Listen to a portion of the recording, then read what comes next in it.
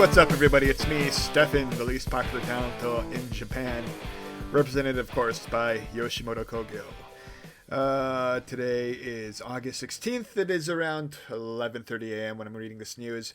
Let's just get right to it. I am reading my Line News tab. Line is, of course, the biggest messaging app in Japan, and it has its own news tab now, which I read daily on this here segment on this here YouTube channel. If you haven't yet done so, feel free to like, subscribe, and do whatever the hell else you feel like. Let's get right to it. Our top story today is actually kind of a news story for once. I'm surprised. Normally this is like where the fluff pieces go. But our top story in the very, very top of this here Line News app is about a dad getting absolutely loaded in Kabukicho, which is, of course, Tokyo's most crowded, most popular red light district.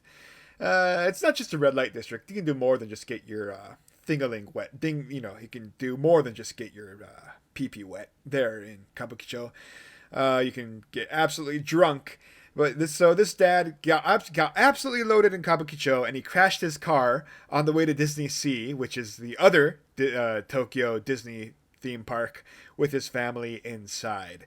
Now, if you have any idea about general Tokyo geography, you'd know that Kabukicho is on the complete other side of Tokyo from Disneysea. It's literally like the complete opposite direction from Disneysea. So I'm wondering how the hell were they staying at a hotel in like Shinjuku where Kabukicho is, or were they just passing through on the way to Disneyland? He decided to stop at Kabukicho, get a couple of drinks, and then head out to Disneysea with his family. So anyways, this crash happened at around 7 in the morning on Yasukuni Dori, which is the biggest, like most important thoroughfare in Shinjuku, that area at least, right in front of Kabukicho. He had a wagon car, so pretty like a minivan. And he crashed into the median divider and a traffic light, apparently. There was 4 people in the car at the time. He and his wife and their 2 daughters who are Judai. So Judai means anywhere from 10 to 20. So that's a wide range of ages.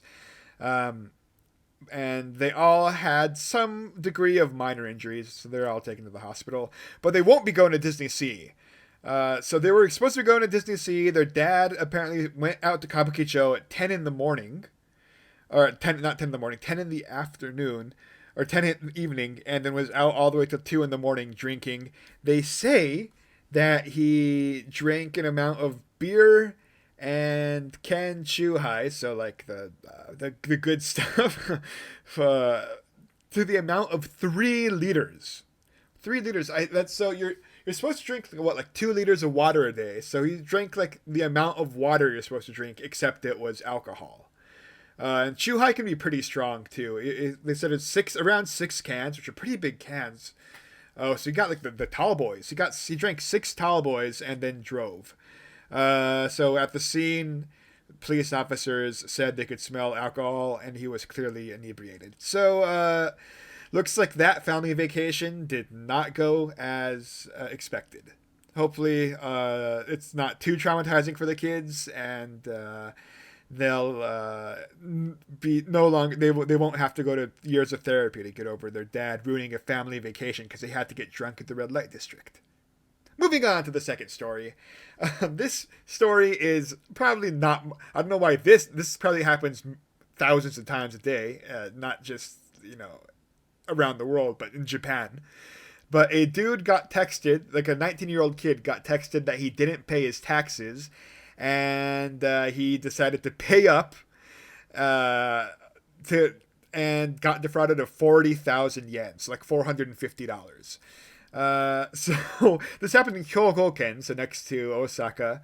And this 19-year-old part-time worker guy, or he's like a temp worker, got a text that said, "You haven't paid your tax. You haven't paid a portion of your taxes yet. Please send us denshi money, or like electronic money, to the amount of 40,000 yen." And with that, he paid up like a dumb person and lost 40,000 yen. I mean, this is. I feel like if you're a literate person, I don't know how this guy could. He's a 19-year-old kid, so he's lived with cell phones his entire life. I don't know how this 19-year-old could possibly get to this point of paying some guy 40,000, some random line, like a random text message, 40,000 yen, which is a nice chunk of change, especially for like a 19-year-old.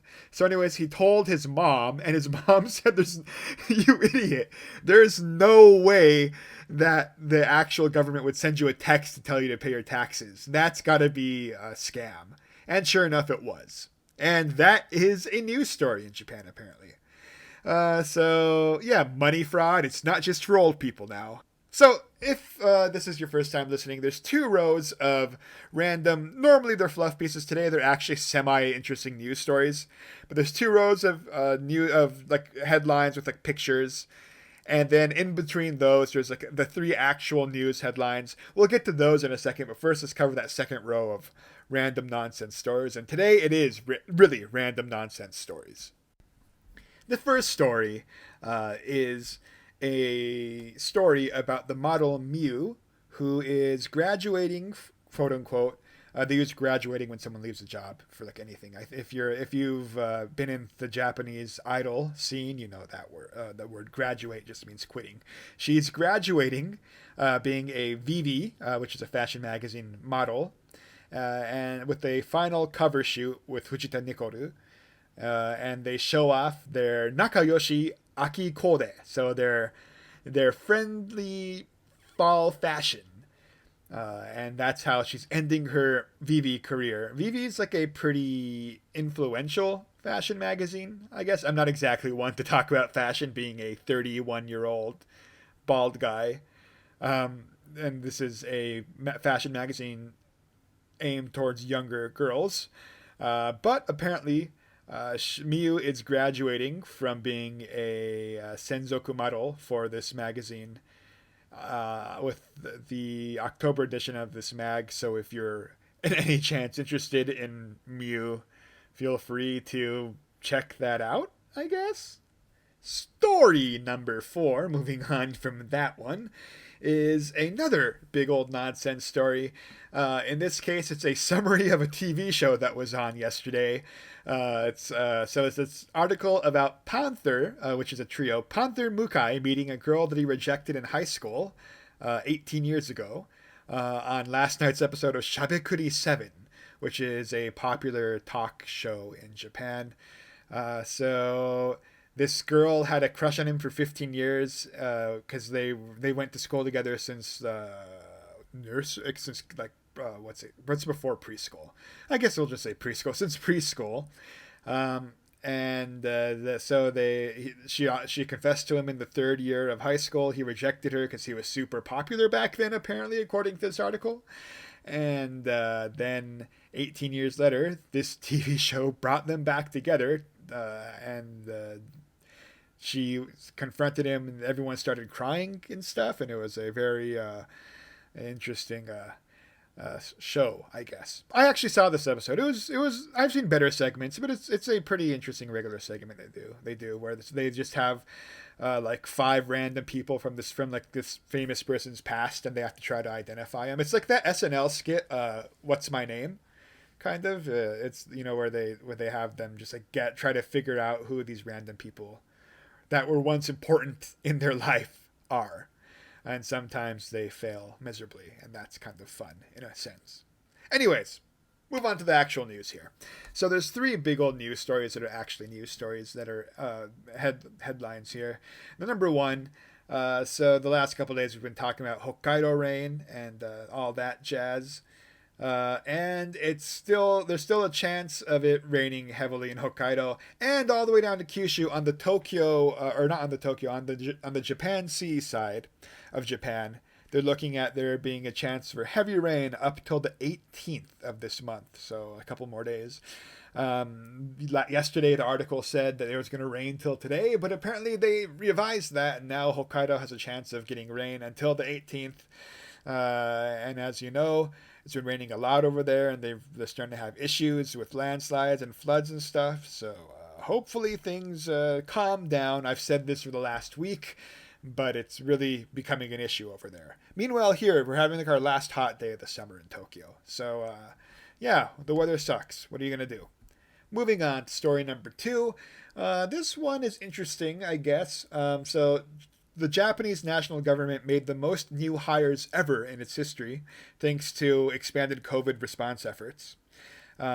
So, as you know, there's various different little things you have to do for COVID-19. Japan's been really, really strict with its test. Well, not strict, I should say, but they're putting a lot of extra effort into dealing with COVID-19, probably not to the best effects.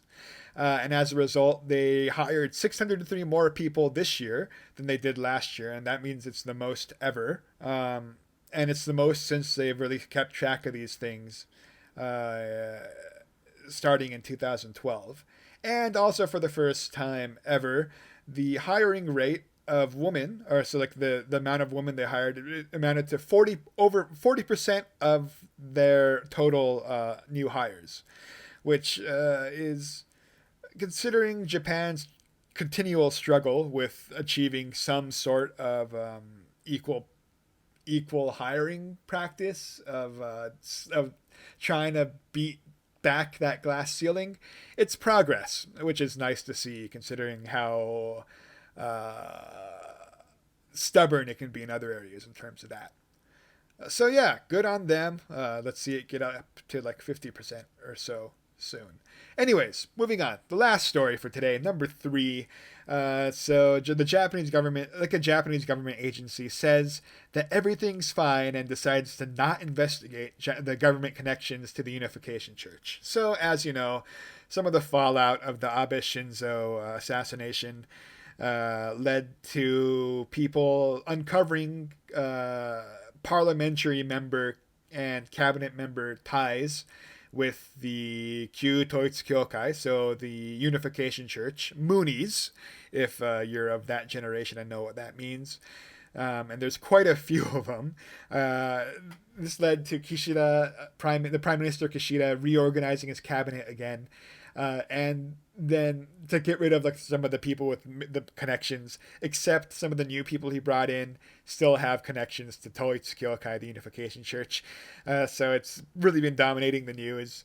They were having they did coverage of the Unification Church event over in Korea that was earlier this week. It's really become like the main story of the year. So apparently this government agency decided, oh, that's a personal connection thing and we can't really investigate it here as a agency. So that is the end of that discussion apparently, and everything is fine and everything's solved. I think no matter what they do, there's probably going to be some sort of continuation of this issue. So I mean, I guess just move on. That's apparently what they want to do. So hopefully things are work out here as well. We'll see though. Probably not. Anyways, thank you guys so much for listening. If you haven't done so, like, comment, subscribe to this channel. If we make this channel bigger, I might be able to actually show my face and get Yoshimoto to sign off on me doing this, maybe. I don't know. You can find us on Twitter at small_in_Japan, or find me, Stefan, on Twitter at Stefan_Tetsu. And of course, our Patreon is under construction again, still trying to figure it out. You can find it at patreon.com/smallinjapan. So until next time, thank you so much for listening. I am Stefan. Stay safe, stay cool. See you tomorrow.